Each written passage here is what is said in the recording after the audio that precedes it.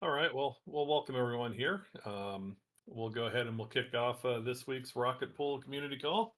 Looks like it's a small group here today in the Chit Chat channel, but a lot of people here, I'm sure, will listen to it in the replay here, and we might pick up a few more people as it comes in. But today's call here, we're joined by Langers. Welcome, Langers. Hey Ken, hey everybody. How how's it going in Australia here? I guess we're just coming back. This is from maybe our first call post the Easter holidays here, and things going good with you and everyone. Yeah, no, it's good. We're kind of like coming into our autumn. Yeah, autumn. So it's getting a little bit cooler, which is actually quite. But yeah, everyone's busy. Everyone's kind of like heads down on like we'll probably get into it, but like the DevNet 2 stuff and like Pectra and loads of stuff. So there's a lot going on. Yeah. I figured we'll have time for maybe questions from the community here, but Mav had the great idea of perhaps just using your core development update that you posted to the forum as maybe the today's agenda here, and so maybe we can take a little bit and walk through that and kind of learn the latest that the team's up to, both with Saturn and the DevNets and the client and Pectra. Sound like a good idea? Yeah, sounds awesome. All right, so we'll start with that one, and I guess yeah, maybe a little bit of a preamble here might be good. There was the whole um, uh, trouble with the last test net. I'm totally blanking on the name of the last one before Hoodie, right? I think they had a Holsky, yeah, Hulsky, or yeah, Haleshki, Let's Holsky, Haleshki, yeah. whatever you want to call it. Yeah, it's amazing how I lost track of that name. But so maybe before you get into the DevNet one, but just tell us what the latest is. There was a lot of work that needed to be done to kind of recreate the Rocket Pool protocol on Hoodie. Have you guys finished that? Are the oracles up, the contracts up? But just bring us up to speed with Hoodie. And one question I have is, can we actually use Hoodie and play with it in the testnet?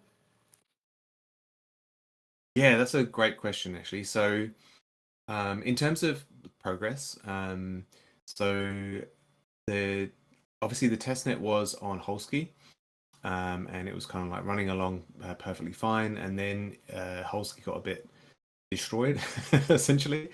Um, so there was a big discussion with the EF around what should happen next. And I think essentially the consensus was that we should just create a new test net, and everyone kind of like use that as the new proving ground, because the getting Holsky back up was going to be non-trivial, for lots of different reasons. So from our perspective, we were happy with that because we could just move over and set it all up. So that was cool. So we've gone through and we've set up a new testnet on Holsky. That's sorry, on Hoodie. And so that's all set up now. Yeah, the ODAL is running. The ODAL's running. Everything's kind of like working. The client, so it's actually supported in the latest Rocket Pool Smart Node release and all that sort of thing. So if you install the Smart Node and you choose the testnet, it's going to be using the new Hoodie testnet. So that's all kind of like set up. We did have a small issue on the testnet with the ODAL a few days ago, which we've fixed now, but that's all working fine. And so yeah, so basically we have a running testnet, and that has Houston code. So it is exactly the same from a code perspective as mainnet. The only real difference is it has some parameter changes to make testing a little bit easier. So things like the reward day and that sort of thing um, are actually the or the reward period is every day rather than every um, rather than every 28 days and that sort of thing. So and balance updates are like every hour and that sort of stuff. So it just makes the testing a little bit easier. Whether we keep it at those parameters or not, or whether we make them a little bit more mainnet-like, is probably up for discussion. But initially, we'll keep it like that just so that we can do some testing. So yes, the testnet so is up and running and all migrated. We've also got like a devnet, which is on Hoodie at the moment, although we haven't kind of like made that public yet, but obviously that's what we're working on at the moment. But that devnet is actually also on Hoodie as well, just so that to kind of like round that out, that testnet discussion. Yeah, and so maybe let me just ask a few questions on that. So if a node operator, like maybe one of our existing node operators, I always liked having a testnet node to try things out or test things. So if they wanted to explore the Houston code on Hoodie, where would they go? Would they go into the support channel and run the bot commands if they have access and get Hoodie ETH and Hoodie RPL and set it up? Is that the process? Yeah, that's it. So patches is set up the faucet and that sort of thing for Hoodie. So there's like I believe there's Hoodie ETH and RPL available for testing and that sort of thing. Similar to what we've done before. So I think you can request it through the node, or you might is it you request it through Discord, and then one of the rocket scientists kind of like executes it or something like that. Anyway, I've forgotten kind of how that process works, but there is a mechanism for getting that sort of stuff through either the Discord or through the actual smart node itself. One thing to note about Hoodie is because it's kind of like a testing ground for Petra. It is, I would say, a bit of a pain at the moment. Now, I'm hoping that it's short term, as in it will only be like a few weeks, that it will be kind of like this. But there's a lot of deposits on Hoodie, and um, and also because everyone's testing Petra, everyone is doing like these really big deposits with like because of the max effective balance is increased. People are doing these big deposits, and to process all those deposits, takes a little while. So when I say takes a little while, I mean like 2 weeks at the moment. So the usefulness of Hoodie at the moment for testing is, I would say, annoyingly limited at the moment. It's available, but how useful it is for testing or not, I don't know. So we have to kind of like review it because it's been quite painful. As I said, deposits take quite a long time to show up. And so, I mean, sorry, validators take a long time to activate is actually the specifically. Deposits show up straight away pretty much, but because the deposits are now in this other queue, but activations take quite a long time. So so just bear in mind that when we do use Hoodie, as I said, I'm hoping that Hoodie will calm down a bit once everyone kind of like stops testing Petra. So obviously with Petra going live next week, that you'd expect things to start clearing out and Hoodie to become more useful. If it doesn't, then we're going to have to kind of like figure out a different solution, particularly for the devnet. Like the testnet is not necessarily as bad, although it is annoying for new node operators. But making sure that we don't affect the Saturn timeline is like a big thing. There is another testnet called Ephemeral, but Ephemeral gets reset every 30 days or something like that. There's also Sepolia, but Sepolia is permissioned. So we just need to figure out what's going to happen with Hoodie. Essentially, as I said, we're hoping that things will calm down once Pectra is released. But if it doesn't, then we need to start figuring something else out. But everything's set up at least, and we can still do certain amount of testing, but activations are taking a very long time at the moment.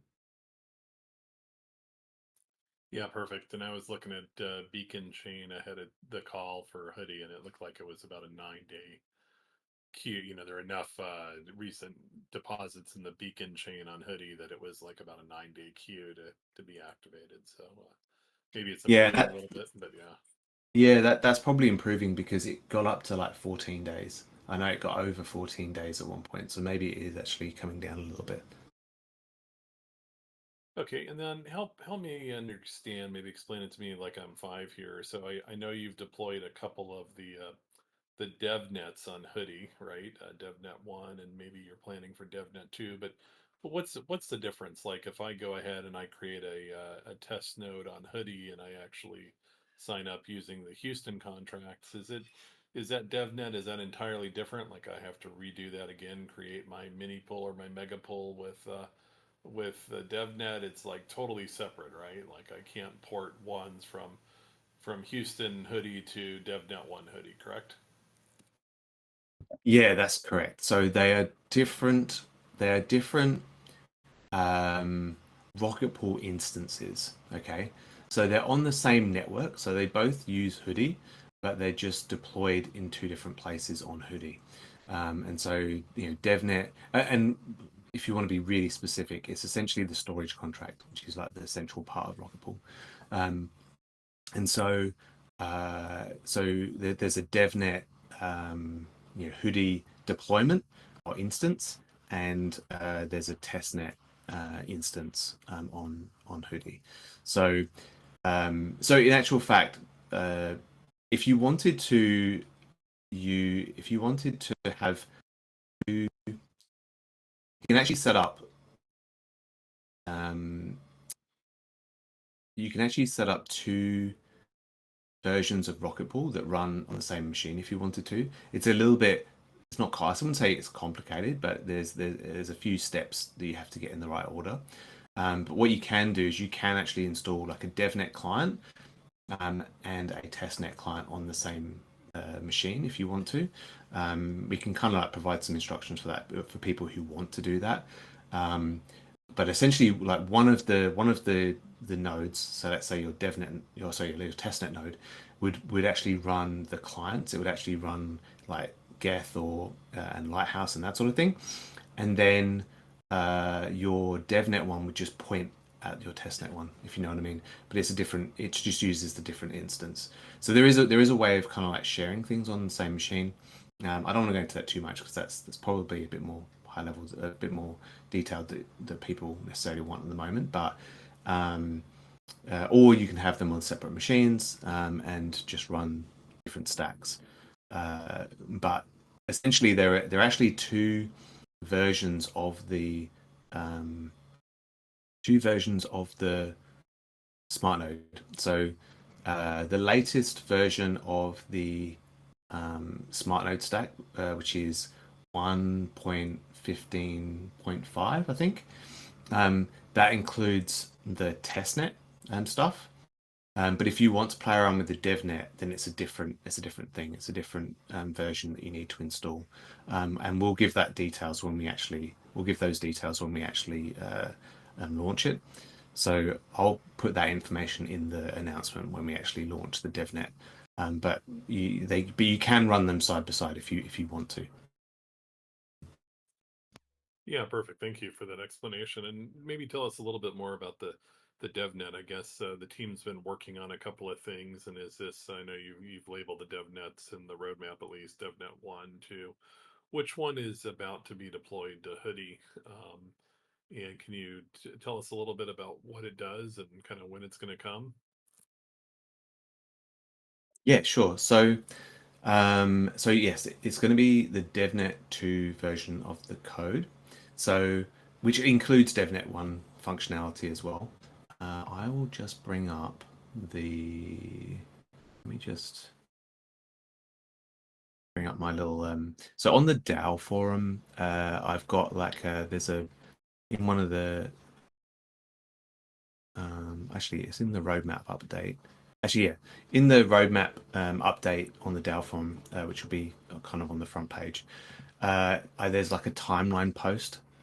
So I'm just clicking on that and so that I can show you what or go through what is actually included in there. But if you want to kind of look at it yourself, go to the latest roadmap update, and in there I mention a timeline post which I link to.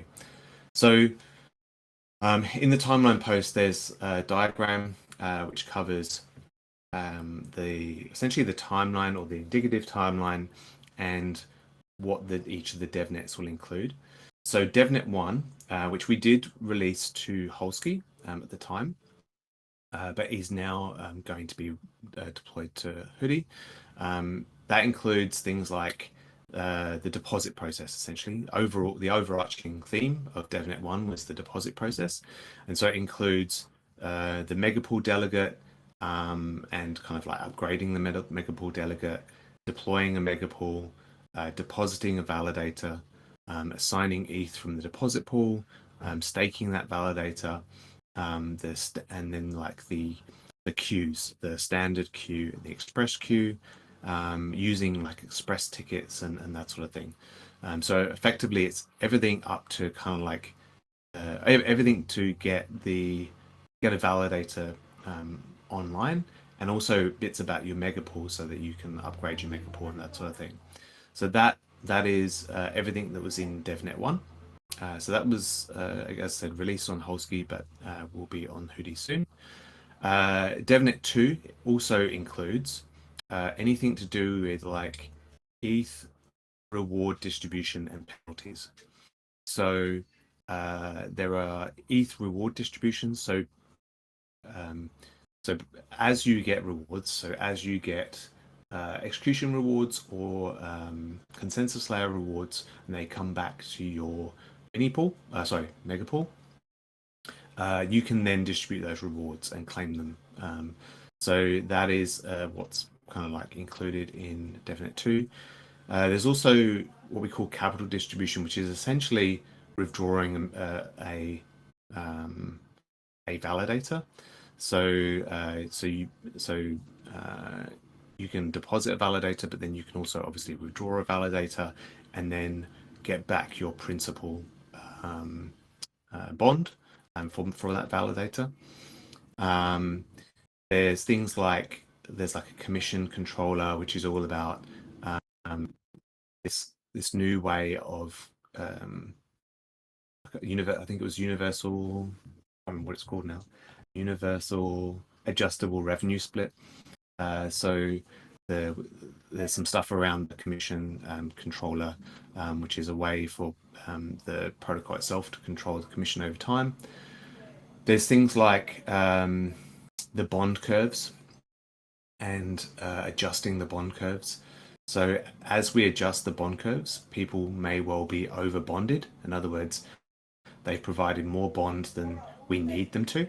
And so there's like this over bonded process where they can then either redeposit or get that bond, kind of extract that bond out as credit, and then eventually as either rETH or redeposit it. So there's a few things around that. And then there's also devnet 2 also includes the ODAO being able to kind of like penalize stake with like a guardrail. And that ODAO penalization is for essentially for execution layer reward stealing and that sort of stuff. This is just essentially the mechanism for the ODAO to be able to do it, but the logic of what they will use to do that is not in place yet. So it's just a way for the ODAO to actually do that. So that is everything that's in devnet 1 and devnet 2. So just to summarize, what it will allow you to do is deposit into your megapool, upgrade your megapool, use the express queue or use the standard queue, Uh, it will allow you to distribute your rewards. It'll allow you to exit, withdraw validators and get back your principal. It'll allow the protocol to adjust its commissions and bond curves and kind of like penalize stake if it needs to. So that's everything that's in DevNet 1 and DevNet 2. I can go into DevNet 3 in a minute, but I want to try and draw a line under that and get some questions if you've got any. Yeah, thank you very much. I'm kind of keeping an eye on trading here. Just a few questions, I guess. When do you expect DevNet 2 to be deployed, and what do you want the community to do? Do you actually want us to go in and sync to it and try it out, or do you just want to reserve that for the more technically competent node operators in the community? Yeah, I think there is a there's already a bunch of very enthusiastic testers out there, but um, I like I, we do need people to test it. Um, I think if you're new, then probably don't. It might be better to leave it to the more experienced node operators, but I don't necessarily think it's not that tricky. So anyone's kind of welcome to test it. It's up to you. As I said, it really just depends on you need to kind of like set it up and resync and sync it. So if you want to do that, then you can. Um, yeah, we already have a few people that are kind of like that would usually jump in and do it, but everyone's welcome to test it and try it out. Um, in terms of so when imminently, as I said, we're aiming to do it this week. In that, so I put out an announcement beginning of the week or yesterday or something. Around when we're hoping to release it. It will be this week, and we're just wrapping up a couple of little things at the moment. As I said before, testing has been a struggle. So it's not as smoke tested as we would have liked to have it been before it goes out. And so you just bear with us on that. So the issue with Hoodie and waiting for these validators to actually activate, holding us back from doing a lot of testing. So so once once those start activating, we can start doing some more testing. But we do want to get the release out and into people's hands. And so we will be releasing it this week for that. As I said, everyone's welcome to test. Just go through what you would normally do. If there's any areas that we think people should avoid, then we'll let them know in the announcement. But basically, it is but you should be able to go through the deposit process. Then you'll probably have to wait a little while, but then you'll be able to start testing out the other stuff in DevNet 2 as those things happen. We will probably do some testing around the commission controller and the over and adjusting the bond curve a little bit once we have a whole bunch of validators activated on the DevNet, so that we can kind of walk through that testing and make sure that's all working as expected. But yeah, that's what we'll kind of like do over the next few weeks and that sort of thing. We'll coordinate with the community around that. Yeah, perfect. I think something to look forward to. And I think one of the things I'm kind of realizing is that when we get the opportunity to go in and play with the dev net, we're kind of playing with Saturn already, right? It's not like it's going to go through an upgrade or anything like that. It is already Saturn. So as you said, all of the features that were at least programmed into DevNet 1 and 2, right? We should be able to play with like mega pools. We should be able to form a mega pool. Yeah, and you can you can definitely test like the megapool stuff and depositing validators and assigning ETH and that sort of thing.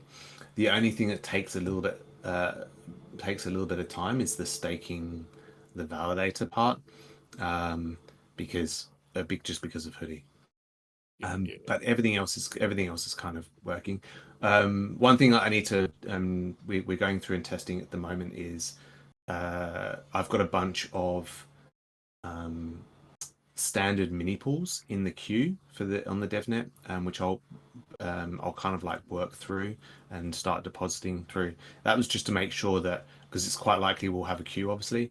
Well, yeah, maybe, but hopefully, we'll have a queue, and so I'm just testing to make sure that the original queue works as expected and gets cleared out first, and then the new megapool queue gets activated next. So we're just doing some tests around that, but that shouldn't be a huge issue. Again, with the DevNet, we'll try to figure out what we do around DevNet.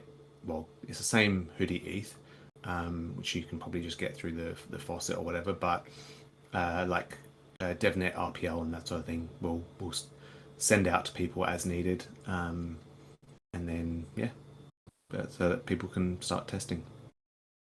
perfect. Actually, RPL you won't need until DevNet 3, so RPL is not necessarily a huge issue. It's more the ETH actually. Yeah, perfect. Okay, and then maybe before we talk a little bit about DevNet 3 and the kind of plans ahead, your post indicated there were two things that kind of came up in the testing or the build of DevNet 2, right? There was a little bit of talk about changing the deposit process design, I think you mentioned in there, and then a little bit about maybe using one of the features of Petra, because Hoodie's on Petra already, and that's the max effective balance thing. You want to summarize what the team evaluated and what you learned and what you decided about those two? Yeah, that's a good point. So there was okay. So I'll start with the probably the easier one. So when we were when I say we, I mean like the core team and the community. When we were designing out Saturn, going through the process of speccing out Saturn, there were a couple of areas where we knew that there was some decisions to be made, and one of those areas was the deposit mechanism and whether it was going to be like this 3 transaction method or 2 transaction method, and we were trying to bounce between which one was going to be better, and there was a lot of talk between like Kane and particularly Noshua and Val and Samus and that sort of thing around what process to use. When we've been kind of like developing and coming back to the community on it, I think Noshua came up with quite a good idea to essentially make it like a 1 transaction process. When I say 1 transaction, I mean it's 1 transaction that the node operator has to do. And then everything else is permissionless. So the node operator can do it, or they don't have to do it, if you know what I mean, or at least somebody else can do it for them if necessary. So for example, the node operator would have to deposit, but then we would have some process where people can get recuperated on assigning deposits. There's also like an rETH deposit because currently when you deposit rETH, there's a certain amount of deposits that get assigned based on how much you deposit. But it's kind of like there's like a minimum amount. There's like 2 deposits or something like that, and so it can affect low deposits or smaller. Sorry, I should say smaller deposits. With this new process, that won't kick in unless you're above 32 ETH, essentially. So rETH deposits will still assign validators, but only above a certain threshold. But we want to obviously keep this queue moving, and so there's a way for a kind of like a keeper process to assign deposits from the deposit pool. So that's one thing. The big thing was around the staking the validator, whether the node operator had to stake, had to call the stake. And one of the things that we've kind of like concluded is that the node operator doesn't have to. The node operator will probably do the stake transaction like 99% of the time. But in the case where they can't, for some reason, maybe they're offline or something like that, then someone can do that process for them. So what that kind of means is most of the dissolves that we've had have been because a node's been offline and they haven't kind of like realized, and it basically has a really annoying process to unwind that, because they've deposited 1 ETH on the beacon chain, but to get that 1 ETH back, they need to deposit another 31 ETH and go through this whole process. So by making the stake validator permissionless, it means that in the worst case scenario, somebody can push them forward. They may be offline, for example, but we can push them forward and then they can exit normally. So that's kind of like a way of getting around that really awkward dissolve process. The only other case where a dissolve is potentially needed is if somebody's front run the withdrawal credential, but that's a different thing.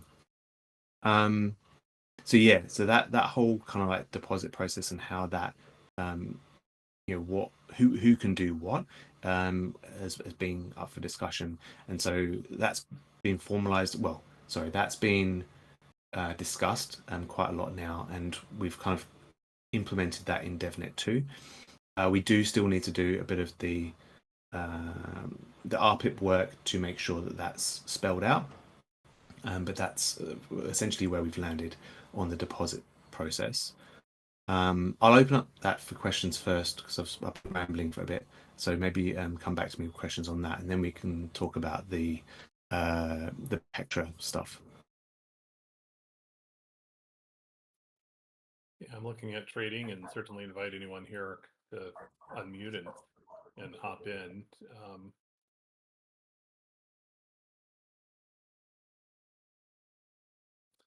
I don't think I see any questions. I think I'm following what you're saying. It's one of those things. I think I kind of have to play with it. I certainly do know about the two stake method we're doing now, but I think it's one of those things. I think we're going to just have to experience a queue and try to understand that process. But certainly do like the ideal to try to keep people out of that awkward dissolve state if possible, but still protecting the the rETH funds and so forth. But while we wait for questions on that, you want to talk a little bit about the max EB and kind of are we or are we not adopting max EB? Does it help us at all? Does it complicate things? Where did that one end up? Yeah, I mean, I got quite excited about it because we found out essentially that so max EB has this thing. So the idea of max EB is basically to reduce the number of validators on the network, because it causes essentially a heap of network traffic and gossip traffic and all of that sort of thing. And so what they're trying to do is consolidate the large players so that they have fewer validators. So instead of having, instead of having 100 32 ETH validators, they could have one validator with 320 ETH or whatever it is. So 3,200 ETH. Actually, it wouldn't be 3,200 ETH. Anyway, whatever, you know what I mean. So the idea is basically to consolidate validators, and so there is this consolidation process which enables people to consolidate multiple validators into one validator. And when we originally looked at max EB, there was this constraint where it would only do that if you had the same withdrawal credential. Now with Rocket Pool mini pools, they've each mini pool is a different withdrawal credential. So essentially, what it meant was we couldn't smash them together. We couldn't consolidate them into one mega pool because it would be separate withdrawal credentials. And so it meant that essentially everyone has to exit and kind of come back in again, which is a bit of churn. But we were kind of like, okay, well that's just the way it works. When we've kind of like reviewed it recently, though, there was a change that was put in that meant that it doesn't have to be the same withdrawal credential, and so the option of consolidating mini pools into a mega pool without leaving the protocol was kind of like an option. So I raised that in the research channel, and we had a big kind of like discussion about it. But when you work it all the way through, doing that process actually causes some downstream issues that we want to kind of avoid. Because the only way of doing this consolidation would mean that you'd end up with a lot of credit, because you're essentially you're doing a bond reduce each time.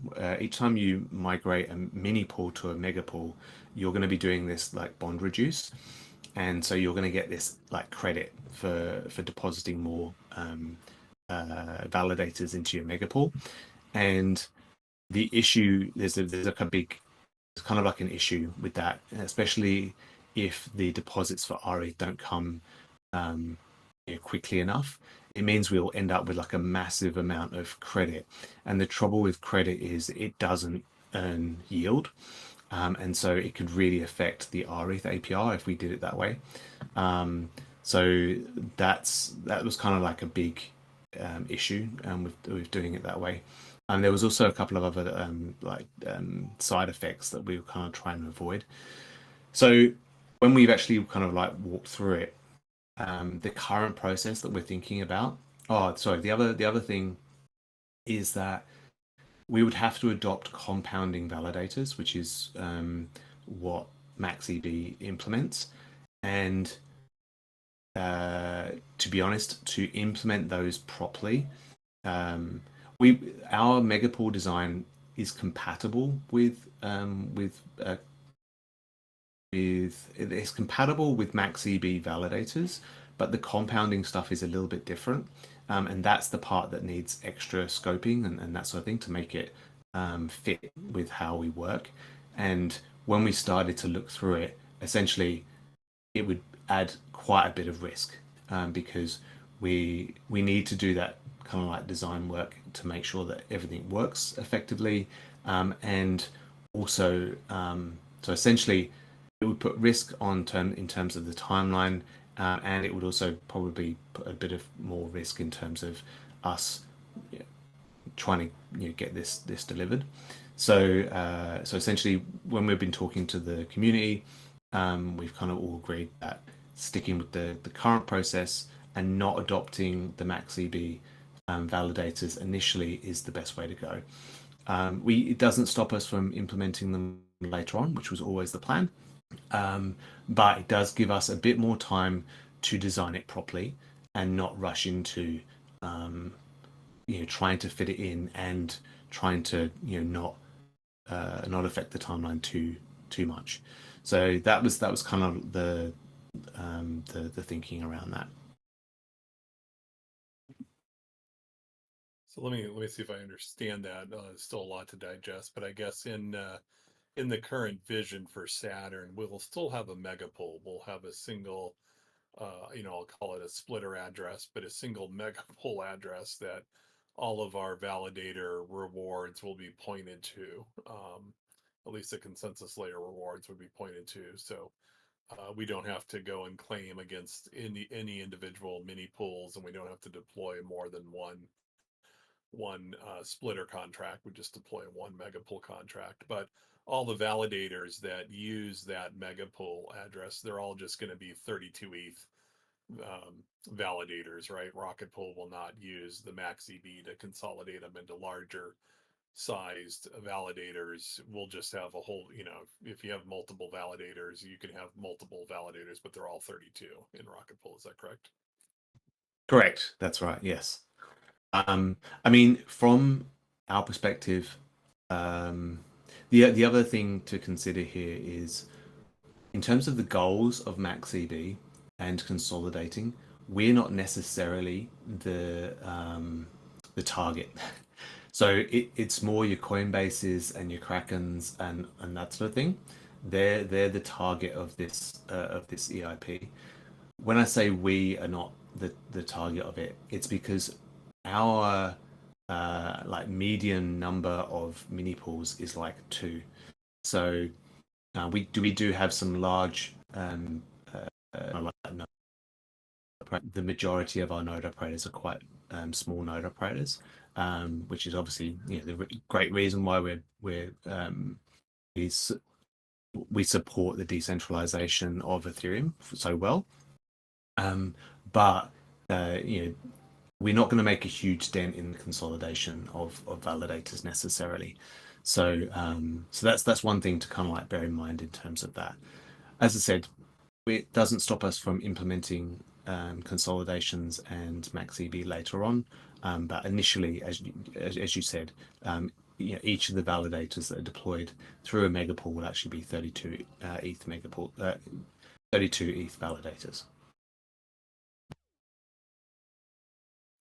Perfect. And then just maybe one technical question, I guess. What prevents a Rocket Pool node operator from doing it without the protocol's permission? I guess that in order to use the MaxEB, we have to sign a message, a consolidation message using our withdrawal credential, and the withdrawal credential is the mini pool, and it's just not programmed to be able to sign that consolidation message. So it's not like a node operator could go around Rocket Pool and consolidate validators without Rocket Pool support. Is that correct? Or Yeah, so a big change that that the EF put into the EIP was um, that so uh, converting so they can do hang on, sorry. So to deploy so when we deploy a megapool and validators, well, sorry, when we deploy a megapool, so it depends on the withdrawal credential, right? So when we deploy a megapool, it's going to be a 0x01 withdrawal credential, and which means that it's not a max EB one. So a max EB withdrawal credential is 0x02. So when we deploy a megapool, it will be deployed as a 0x01, and that's kind of built into the contracts and all that sort of stuff. So um, uh, so it can only do that. And to like convert it to you can convert 0x01 to a 0x02, but it has to come from the withdrawal credential. So essentially, it's an EL or an execution layer uh, call to actually do that. So so essentially, it's only the contracts can do that, and not the node operator. And also you can only consolidate to a 0x02 validator. You can't consolidate to a 0x01. So essentially that means that it can only be controlled via the smart contracts, which was a really good inclusion from the EF, based on kind of like feedback from the likes of us and Lido when they were speccing out the IP. yeah, perfect. Now all starting to make sense. So maybe we'll just keep going unless I see people come off mute here or post something in trading here that they have a question. But maybe tell us a little bit about maybe the road ahead here. You mentioned in your post that maybe you're thinking we're about 3 weeks behind, but you're looking forward to DevNet 3. What's kind of what's it looking like in the future here? You want to take us through maybe the next the next steps on your roadmap? Yeah, cool. So we've been working on. So we've already started working on DevNet 3. So from a contracts perspective, so DevNet 3 includes essentially RPL staking and rewards. So there's a different mechanism for staking RPL, where it's similar but different. So there's kind of like there'll be mini pool RPL staked, or mini pool staked RPL, but then there'll be mega pool staked RPL, and they're two separate things. And so we're kind of like building out the mega pool staked RPL, being able to stake and unstake and that sort of thing. That we have to kind of like adhere to RPIP 30, I think, which is the way that RPL is staked. There's going to be change from that. There's going to be changes to how the RPL rewards rule calculation. So there'll be some reward tree generation changes. There'll also be some vote power changes in there as well. So whether you are staking RPL for mini pools or you're staking it for mega pools, essentially we're going to add those two together to form your vote power and that sort of thing. So there's some vote power stuff in there, and then there's also like the voter share distribution. So voter share is what colloquially everyone calls the fee switch. So when you're staking RPL, a certain amount of the revenue from rETH commission goes into a pot, and then every 28 days, the RPL staking node operators will get a share of that kind of like revenue. So that is one of the aspects that's going to be included in DevNet 3. So just to kind of like summarize, it includes RPL staking, RPL rewards, and then that kind of like voter share stuff. And you seemed optimistic that you might be able to pick up a little bit of time, or is that just being optimistic? Yeah, I mean, the stuff coming up is less innovative. So in DevNet 1 and DevNet 2. Okay, Elliot, turn that off, buddy. Your food's ready. I'm gonna let Liam know. You did a good job. We did a few of included in DevNet 1 and DevNet 2. There was quite a lot of innovation in there because we were doing a lot of proof generation and that sort of thing. And so those were harder DevNets, and there was a lot involved in that, and the bulk of the work really is in DevNet 1 and DevNet 2. As we go to DevNet, the later DevNets, there's less work and it's less complicated. That doesn't necessarily, we do have some stuff left over from DevNet 1 and DevNet 2 though. There's some design stuff that we need to pick up your room at Sunday, okay? Let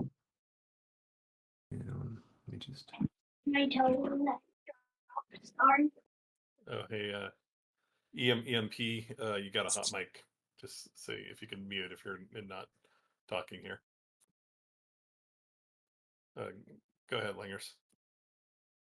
There you go, I'm muted. So yeah, so there's a few things to do in there. So I would say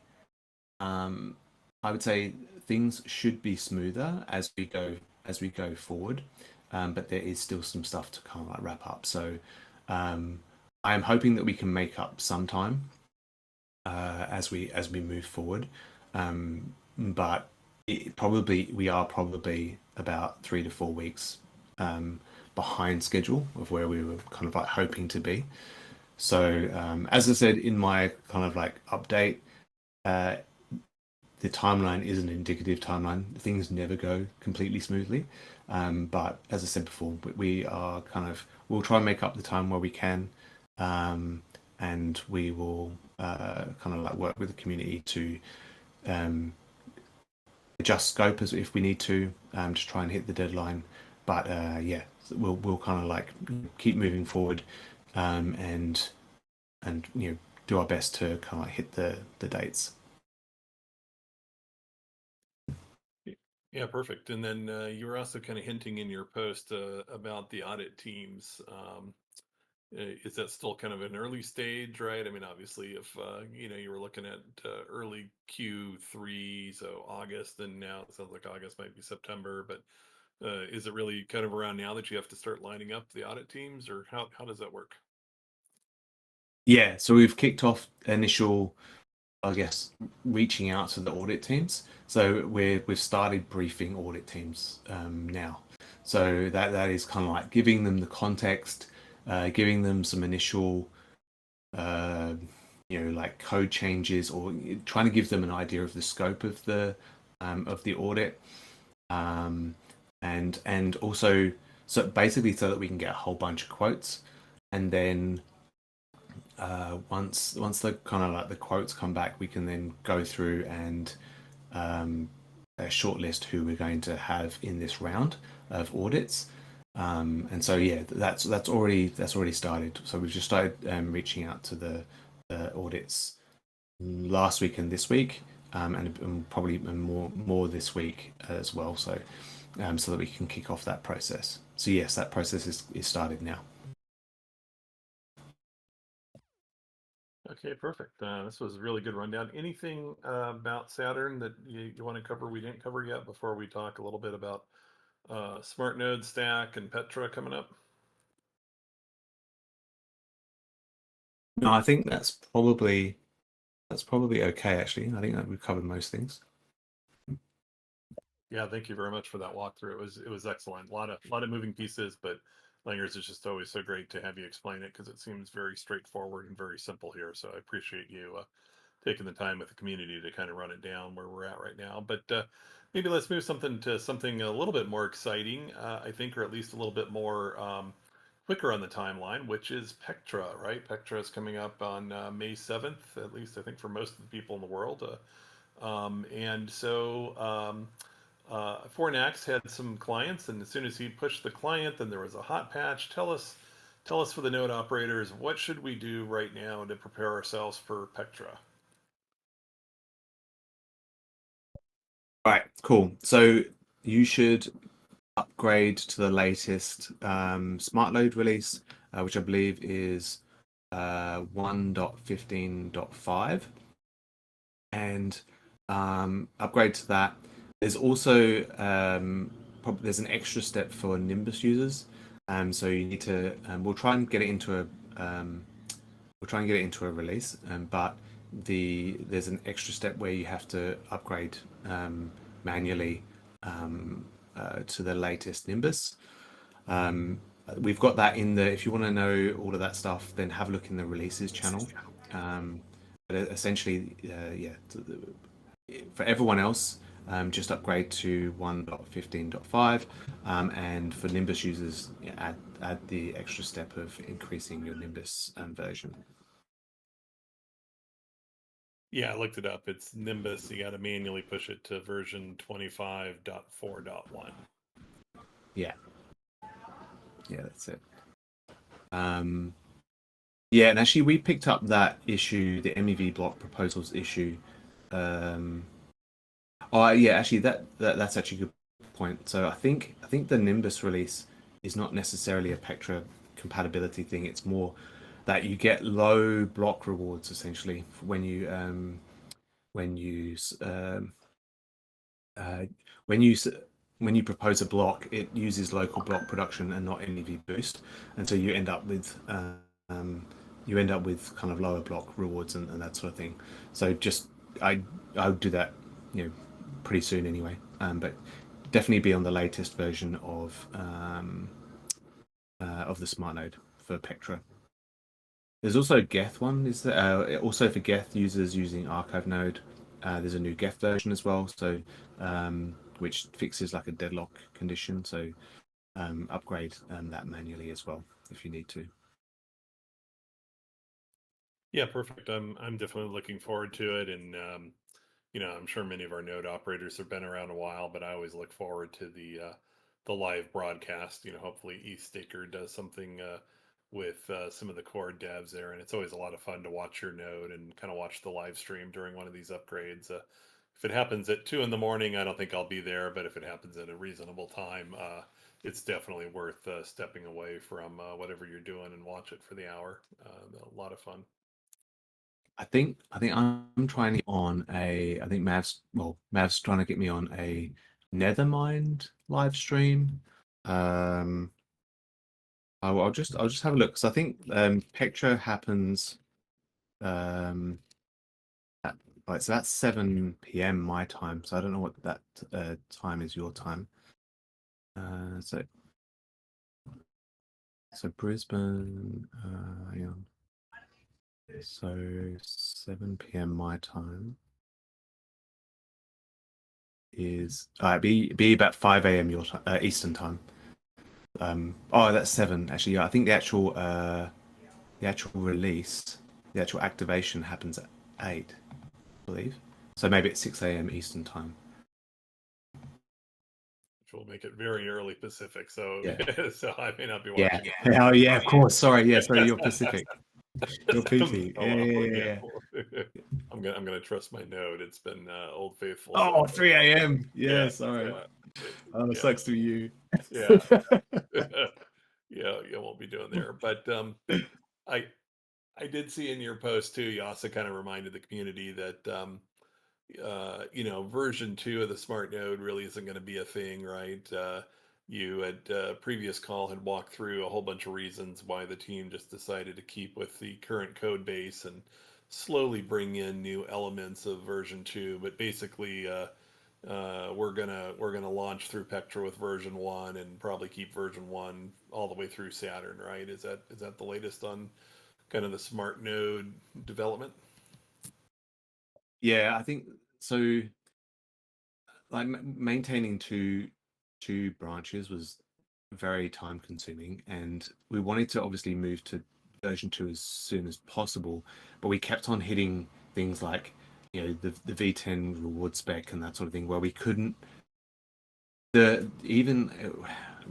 testing of trying to get to jump over to V2 was actually quite difficult.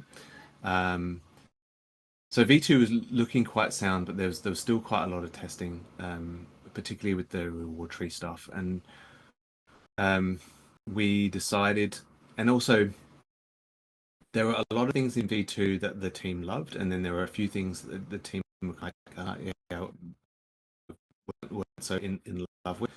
And so I think that we just made the call that we'll reduce the risk. We'll keep V1, but we'll slowly integrate the parts of V2 that they really love, and so that's what they're kind of like doing. So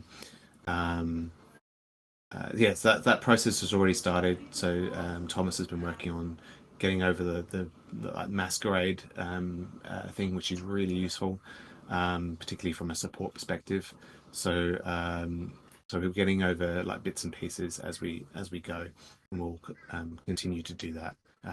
So that code base is obviously a rich kind of like is rich in new features that we can pull over as and when we think is a good time to do it. Perfect. Anything else about the smart node you want to cover before we talk a little bit about the front end?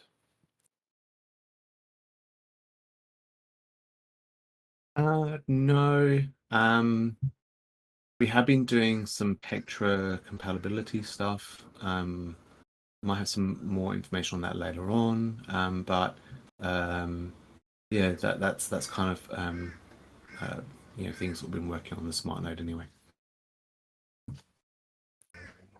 Perfect. And then I guess maybe we'll talk a little bit about the front end. And it's being a node operator, I usually spend a lot of time on the back end and the client and that sort of stuff. But I tend not to try to forget how important it is for the front end. After all, our entire product, the entire purpose of Rocketful is to produce a liquid staking token, and for those users, going into the front end is kind of the main interface into the protocol, how to swap and get rETH. And in your update, you put a lot of updates that Nick had been working on. Nick seems to be the unsung hero of Rocket Pool. Do you want to walk us through what some of these major enhancements were in the front end? Yeah, he definitely is. So there's a lot of kind of like we get a lot of feedback from the community. So Nick kind of tries to incorporate as many of those things as possible. But yeah, things like making sure that the rETH APR stuff is working. There was some couple of discrepancies that people noticed, and we were kind of like digging into those. Sorry, one sec. Should be a bit better. There's constant kind of like upgrades on the UI and like testing to make sure that those upgrades come through okay in terms of packages and that sort of thing. There's been a big one, which is the move to use Wallet Connect as kind of like the default wallet connection. Wallet Connect includes pretty much, we've been kind of, I guess, holding Wallet Connect back because we quite liked independently having all the wallets on there, but then to a certain point it got to, it wasn't really worth it anymore, because they had all of the wallets that we supported anyway, and it was kind of like much easier to kind of like implement. So we've included Wallet Connect, or Reown, actually, what it's kind of what it's being rebranded to. Implemented that across all of the platforms. A big thing was we've separated out the liquid staking site and the node staking site to kind of like streamline the user experience. The liquid staking site is kind of like on its own, and then there was this whole bunch of node staking stuff that was intermingled, on the liquid staking site. So we decided to separate those out. Some of those is kind of like a risk thing as well. So from a managing packages and that sort of thing, we can be a lot more selective with the liquid staking side and make sure that that's really locked down. And obviously from the node side, again, we can make sure that's all kind of like locked down.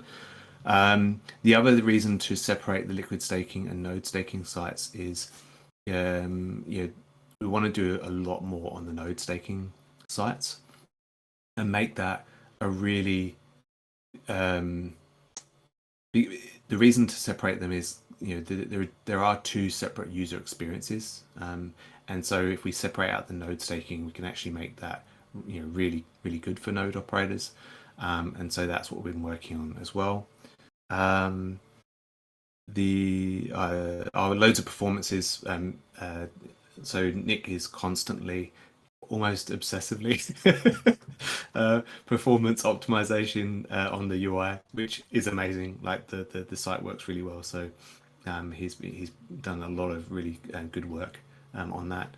A few banners. There's the Schifrin Updraft course banner. There's a new Saturn banner that's in the works. There's also like a Saturn Medium article, that sort of thing, that's in the works, so we're going to link to that. So Thomas is working on Saturn documentation as well, so we're getting quite ahead of that in terms of the documentation as well. There's streamlining workflows. We were researching the use of solvers and that sort of thing for L2 deposits and that sort of thing. We have to kind of like see about that whole process, but we were doing a little bit of research into that. Lots of testnet migration stuff, and infrastructure and tooling and that sort of thing. So yeah, he's been a very busy bunny.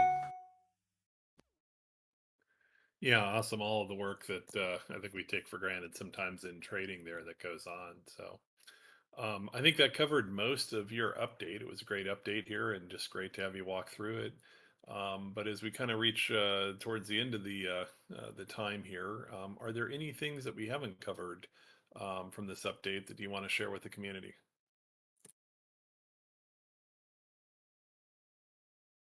No, I don't think so. I think we've gone through pretty much everything. Yeah, that should be good.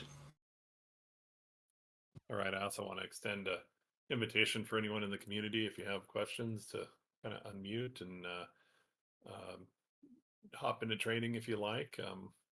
While we kind of wait for any questions to come in, Mav, if you're still with us, anything from your end you'd kind of want to report out? I know you're at the Dubai blockchain conferences this week, but is there anything to look forward to in the week ahead?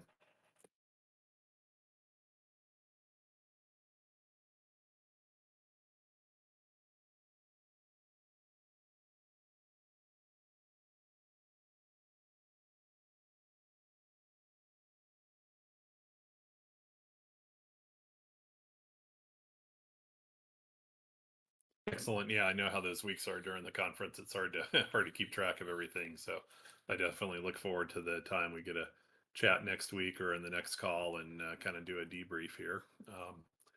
Any last call for questions here? I don't see too much in trading. It's been kind of a quiet session in trading here. But does anybody have any last questions before we let the team go here?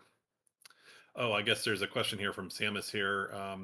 Any thoughts about the rETH demand?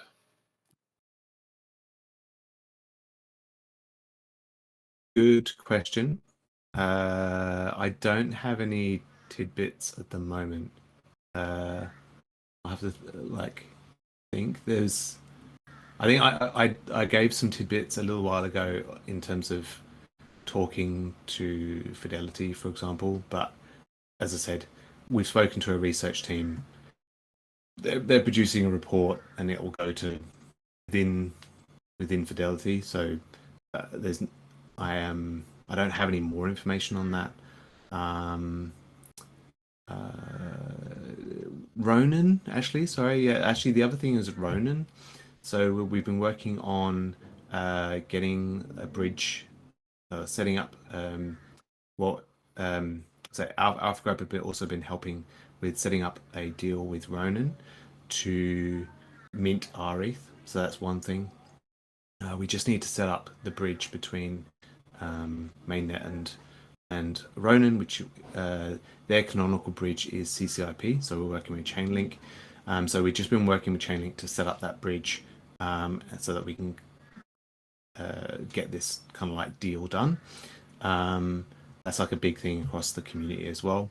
So that's definitely getting there now. So I think CCIP are working on setting that bridge up for us, and then we'll kind of like we'll kind of engage with Ronan on minting that rETH. So there's a certain amount of rETH that they said they'll kind of like mint, and then as part of that process, we are talking to other chains. So we've started a discussion with Unichain, and we're trying to get in touch with Inc as well to as part of this kind of like new chain strategy. We're trying to figure out the essentially the BD model per chain. You know, what do each of these chains want, or what are they willing to give for TVL and that sort of thing. So we're just kind of like mapping that landscape out at the moment. So that's a lot of what Grant is doing at the moment. He's reaching out to these chains and doing like initial contacts and figuring out which model to use for each chain. That's a few things. That's all I kind of like have at the moment, but I'll do a bit more thinking in terms of that.